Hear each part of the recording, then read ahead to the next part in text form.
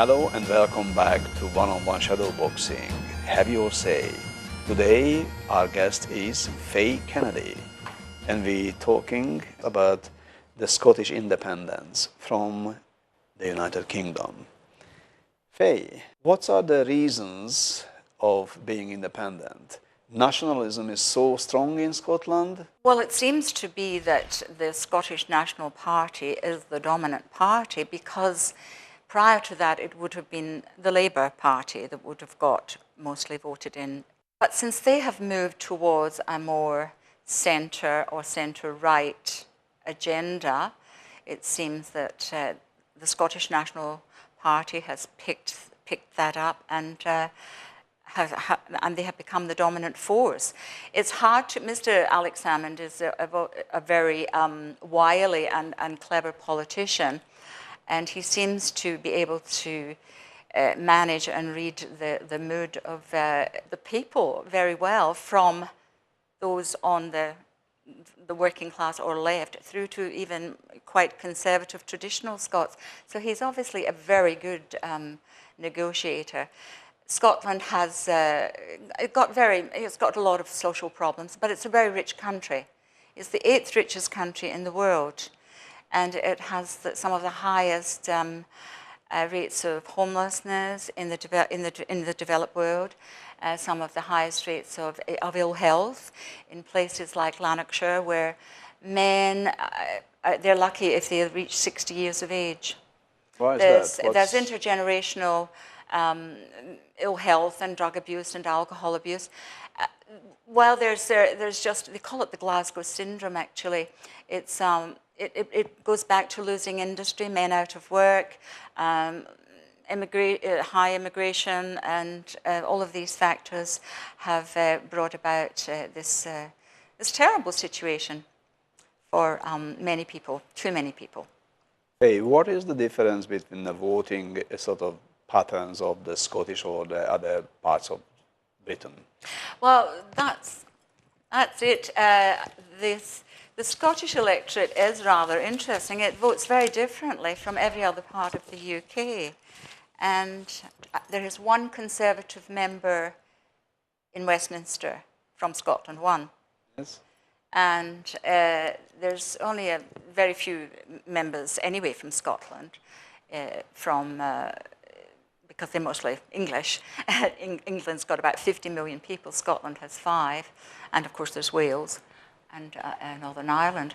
So it's a bit lopsided in the sense of that people are more likely to vote from a centre to left-wing position. And that the Scottish National Party seems to be able to present that somehow. I think it started off as a very conservative party in 1934, but it's changed. It's changed because the country changed, the circumstances changed. And I don't think it's necessarily all about being nationalism in the sense of running about in kilts and throwing cabers. It really has, it's to do things differently. And they do things differently in Scotland, and they do vote very differently. And when is the election coming for the... 18th of September. 18th of September, yes. 2014 is going to be the big day. That's the big day, yes, autumn 2000. And how many people from the 5 million need to say yes for the separation to become valid?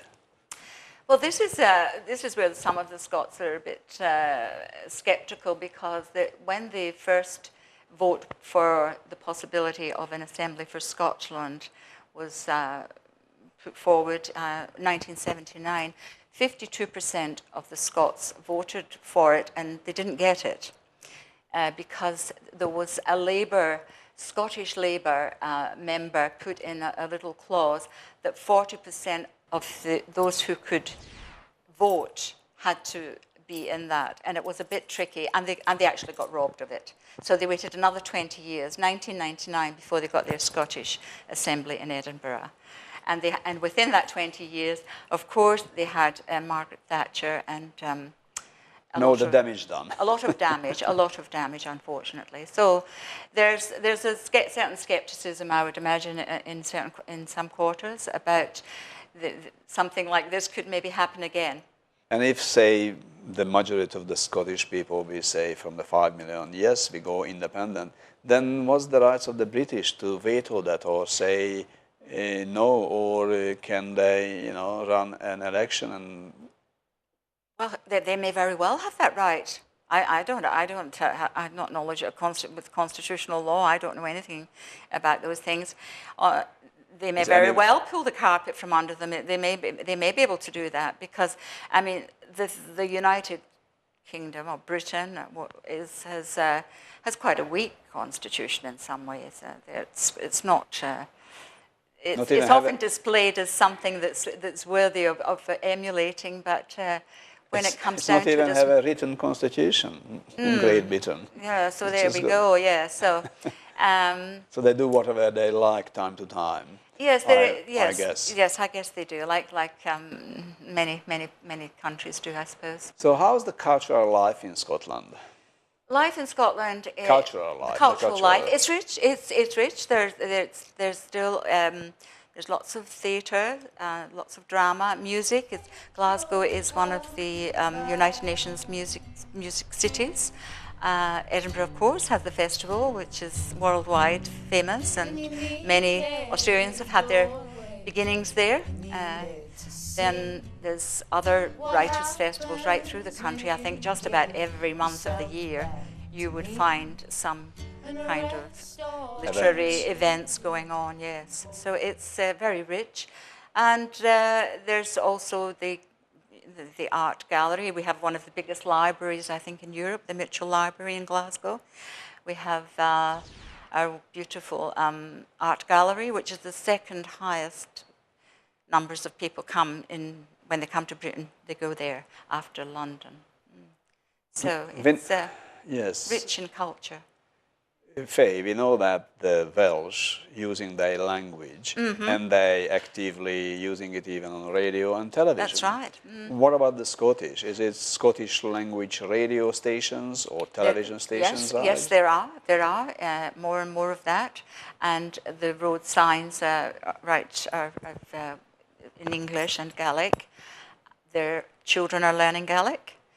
So it's growing slowly in places like Glasgow. There's always been Gaelic schools in Glasgow.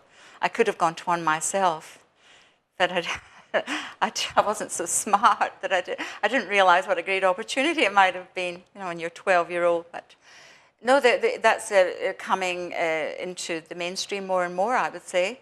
And the winner of I think it was the Whitbread Literary Prize, was a crime novel written in Gaelic. So what's the most interesting thing to see if anyone goes into Scotland? Tell us some places which must to visit. Places you must have seen. Well, the city that I come from, I've mentioned a few of them already.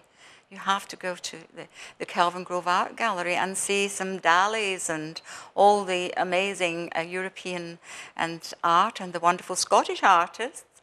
That is a very, very important place to visit. And then there's also the Contemporary Art Gallery. There's so many old buildings and beautiful bridges, beautiful countryside. Everything's very close in Scotland. You get a bus in Glasgow. You can be in Loch Lomond in about half an hour, maybe 45 minutes. So obviously, we couldn't finish this discussion on the independence of Scotland without talking about the Scotch whiskey. The stuff they drink.